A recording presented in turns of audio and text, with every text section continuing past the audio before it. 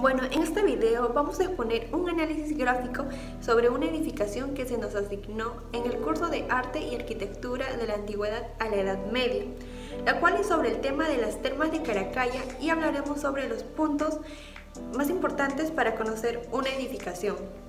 Somos estudiantes de la carrera de Arquitectura, de la cual está conformado por... Mi nombre es Ana Cuadros y voy a hablar sobre la reseña histórica de las termas de Caracalla. Nayeli Dioselin Vilca Sánchez, yo les voy a exponer la parte de accesibilidad y desplazamiento.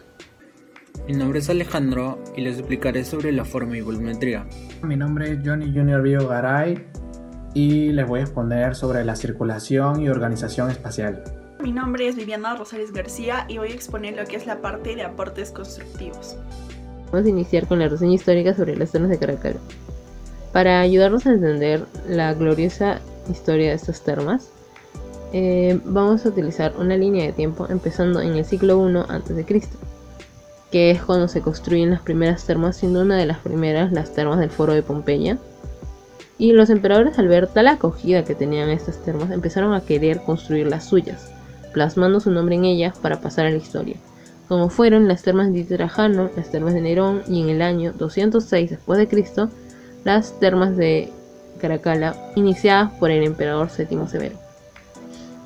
Y en el año 212 d.C. es cuando se empieza a querer llevar agua a estas termas, siendo una vía principal el acueducto Aqua Marcia, y luego construyéndose el acueducto Aqua Antoninia, que es exclusivo para llevar agua a las termas de Caracalla.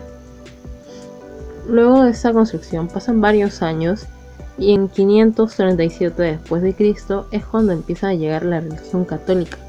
La religión católica, al ver estas termas, inmediatamente las prohíbe y destruye los acueductos, las cisternas, para que no se pueda volver a utilizar. En el año 847 d.C. empieza un gran terremoto que destruye y deja en ruinas esta gran obra de arte que fueron las termas de Caracalla. Las termas de Caracalla están ubicadas en la ciudad de Roma, en Italia, al sur del centro de la ciudad, y actualmente, y siendo más específicos, se ubica al inicio de la Vía Apia, entre la avenida Aventino y la avenida de las Termas de Caracalla. Desplazamiento. Las termas de Caracalla está ubicado en Roma, Italia. Se estructuraron en torno a dos calles principales: el Cardo con orientación norte y sur y el de Cumanos con orientación este-oeste, que se cruzaba en el centro social de la ciudad. Dentro de los sitios más cercanos de la ruina podemos ver el Coliseo Romano, el Circo Máximo y el Monte Aventino. Accesibilidad. Para acceder a las termas había 4 entradas. La entrada principal está ubicado al norte en el centro del pórtico, el cual era una serie de locales comerciales.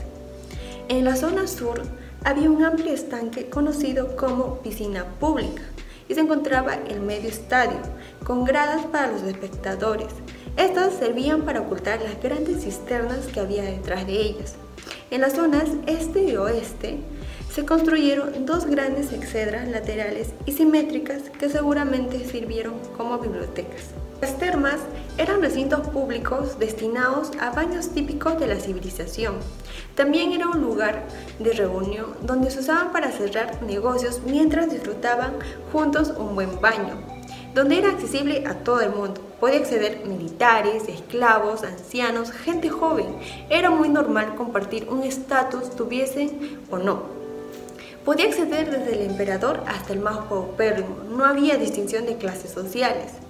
Las termas también fueron llamados Templo del Pueblo, ya que prácticamente fue dedicado para ellos, y así poderse ganar a la población y lograr de que no se rebelaran porque tenía una vida paupérrima. La forma y volumetría. Como nos dice Esther Alegre Carvajal, al tratarse de un módulo arquitectónico que no tiene un precedente, estas podían tomar cualquier forma, por lo que primó la función antes que la tradición. Para comenzar, la planta comprende un espacio cuadrangular con un gran jardín en su interior y un cuerpo central de forma rectangular en donde se ubican las termas, con espacios octogonales y semióvalos. Asimismo, se puede ver claramente una disposición simétrica, con cruce de 2 ejes en torno al centro de todo el complejo, debido a que en ambos lados se aprecian exactamente iguales los espacios en el eje norte-sur y de una exposición equilibrada. Cada espacio se delimitaba del otro por medio de columnas de estilo toscano, que es una forma de corintio pero con el fuste liso. Estas iban cuidadosamente dispuestas en un arquitrabe y agrupadas algunas de forma octogonal en un arco de medio punto, en donde iban apoyadas las cúpulas o bóvedas de cañón de arista con forma en su exterior de forma ovoide. Asimismo, la volumetría era monumental, estando los techos, por ejemplo, a una altura de 6 personas promedio. Finalmente, la decoración era extremadamente fina, presentando mosaicos con escenas romanas o motivos geométricos. Circulación. Primero accedían a las termas por los vestíbulos de entrada, que se situaban a ambos lados del natatio. De ahí se pasaba a los vestuarios u apoditeria, donde los bañistas dejaban su ropa.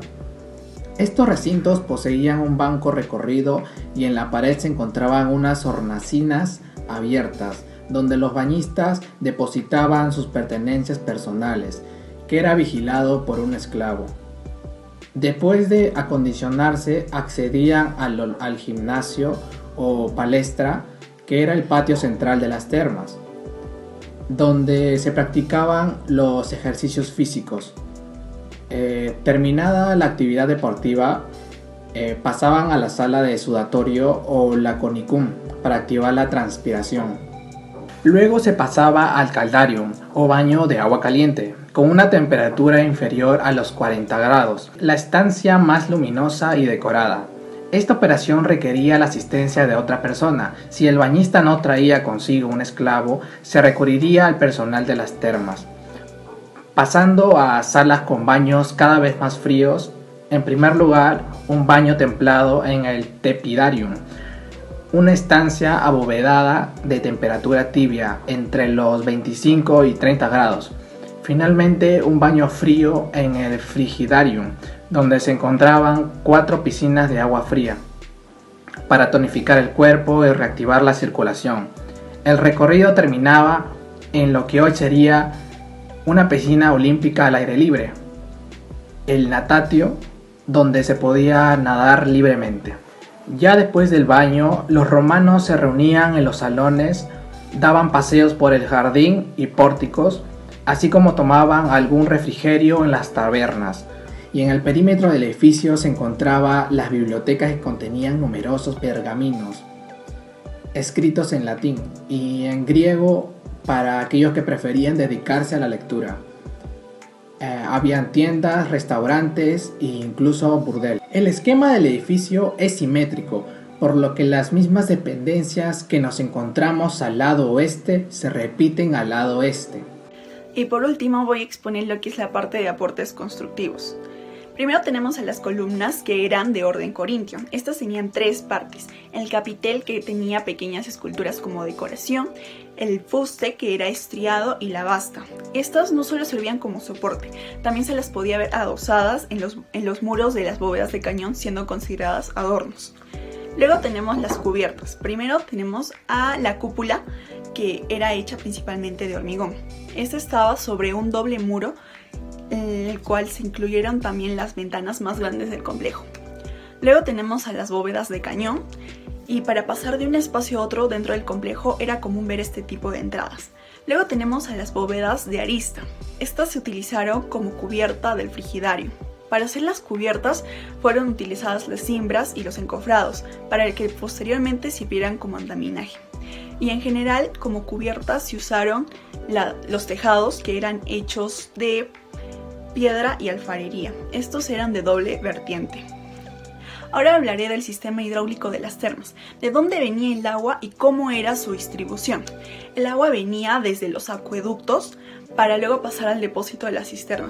De este pasaba a las calderas donde se calentaba, y pasaba a lo que es el caldarium, tepidarium, frigidarium y natatium respectivamente, para luego salir por el desagüe. Gracias a esto también fue hecho el hipocauston, que era el sistema de calefacción de las termas. Lo que hicieron fue crear un suelo falso, y debajo de este colocaron pilares de ladrillos aproximadamente de 60 centímetros de alto, y a través de estos espacios pasaba el vapor del agua caliente. el cual se distribuía correctamente por todas las estancias, pasando por el suelo y las columnas. En cuanto al material utilizado, usaron el hormigón y la piedra para cubrirlo. También fue usado el mármol para demostrar la grandeza y poderío del emperador romano. También usaron lo que es el ladrillo cocido mezclado con el hormigón. Este se llamaba opus caementicium y servía para crear tuberías, canales o para cubrir zonas que eran menos visibles. En cuanto a la decoración, utilizaron mosaicos, placas de mármol para cubrir las paredes, las columnas y el suelo. En esto se podía ver diferentes obras de arte, tales como imágenes con teselas, figuras geométricas y los más conocidos que son el toro farnecio y el Hércules descansando. También encontraron una tina tallada solo de mármol. Gracias.